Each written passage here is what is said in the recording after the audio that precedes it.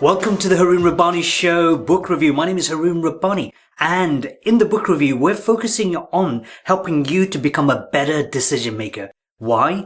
Because you are the sum of all the decisions you make, from the very micro ones and certainly the macro ones as well. As you become a better decision maker, you're able to become a lot more influential on your own life. As a result of that, you become an influence on other people's lives. So this particular episode, we're going to focus on a book called Connected: Amazing Power of Social Networks and How It Shapes Our Lives. Here you go. So the book has been co-authored by Nicholas Christakis, who is a physician and a professor at Harvard University. He's been named in 2009 by Time magazine as one of the 100 most influential people in the world. His colleague is James Fowler, who is a professor at the University of California in San Diego, and he is also considered as one of the most inspiring scientists. What do we mean by network? A network is all to do with the connection. It's a specific set of connections between people within a group. Those connections lead to a much more greater result. So the sum of the connections are far more greater than the individual parts. In this book, they talk about 5 rules of a network. Rule number 1, we shape our own network. You know, birds of a feather flock together. So if you were, say for example, a motorbiker and you decided to join a group of Harley Davidson people, you will shape your own particular network by attracting people like that. So birds of a feather flock together. Rule number 2, our network shapes us. So your position within the network will have a significant impact on many factors within your own life, particularly influence. So we're going to come back to that later on when we talk a bit about happiness and fulfillment. Rule number 3, our friends within the network affect us. So for example, if you're a student and you're revising for exams, if you're hanging around people who are studious, it's more likely that you're going to be studious. Rule number 4, our friends affect our happiness, our fulfillment. In other words, you have 3 layers of separation where you can influence people within your network, and vice versa. Rule number 5, networks have a life of their own. In 1986, during the soccer or the Football World Cup, which took place in Mexico, there was a new phenomenon called the Mexican Wave, where small groups of individuals stood up from their seat in the stadium and raised both their arms in the air, and then they sat down, and that was followed by the next group of people, and it looked like a wave going all the way around. There was no one particular individual controlling that wave, that network. The network has a life of its own. And it's the same with traffic jams. So you might, for example, get caught up in a traffic jam that may have been caused by one initial incident, but then it has a knock-on effect on multiple other vehicles. Now, you may have heard of the 6 degrees of separation. The 6 degrees of separation says that you are 6 steps away from anybody on the planet. So, for example, if you wanted to get hold of the Prime Minister of the United Kingdom and you lived in Mongolia, you probably know one person who knows another person. In other words, over 6 times on average, who will then know the Prime Minister of the United Kingdom, or it could be anybody in the world. So connections introduces us to a new concept, which is the 3 degrees of influence. The 3 degrees of influence says that you certainly influence the people in your immediate network. However, you also influence the people in their network, people you've not met. And you also influence the network of your friend's network. So in other words, 3 degrees away. So what this means is the way we are connected generally as human beings, we are connected not just through degrees of separation, but degrees of influence to thousands of people around the world, or certainly within your own country. So this brings us onto an interesting phenomenon, which is free will. If you're able to influence people from 3 degrees of separation, how much free will do you have? The reality is that a lot of people think they have free will and desire, but actually they're being influenced by people as far as 3 degrees of separation from them. Most of us assume that emotions are an internal thing, but actually there is a form of communication called talking. This is our best way of communication with other human beings. But there's another form which is emotional mimicry. Think for a moment. When's the last time you went to a theatre or a comedy club where the comedian says a joke, people next to you start laughing. You might not get the joke, but you start laughing. Their emotions are affecting you. And it's the same in situations where there is negative emotions as well, say the grieving of a lost one. So emotional mimicry is extremely important for you to understand as an influencer. Now, one of the areas that people pay little attention to is facial expression.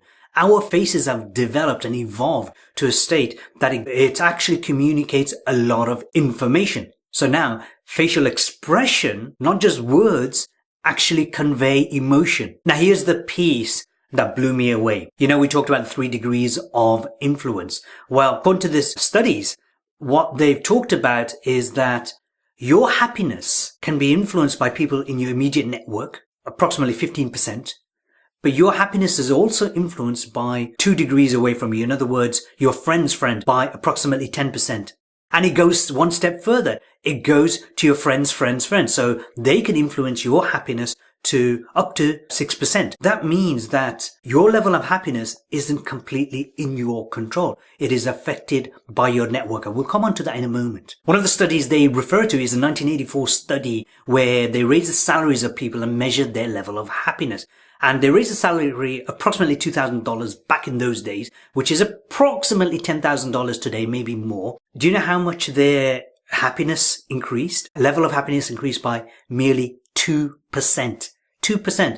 Now, given what I've just talked about regarding the 3rd degree of separation influencing you, your level of happiness, that means people 3 steps removed from you have more of an impact on your happiness than your salary rise. Let's just clarify something. If you're on poverty level wages and you earn a salary which takes you above poverty, you're going to be very, very happy. But beyond a certain level, where all your costs of living and holidays, etc., are generally covered, just in everyday life, then that money is not going to give you so much more happiness than you probably imagined. Also, happiness is very relative. There's relative happiness and there's relative poverty. I was born in a country, Bangladesh, which was the poorest country in the world at the time. And yet, going back, and countries like Sierra Leone, which was also at some point the poorest country in the world, visiting those countries, there's a high degree of happiness. And yet they were suffering from abject poverty. So why is it that people are not suffering from abject poverty and yet still feeling miserable, feeling sad, feeling depressed?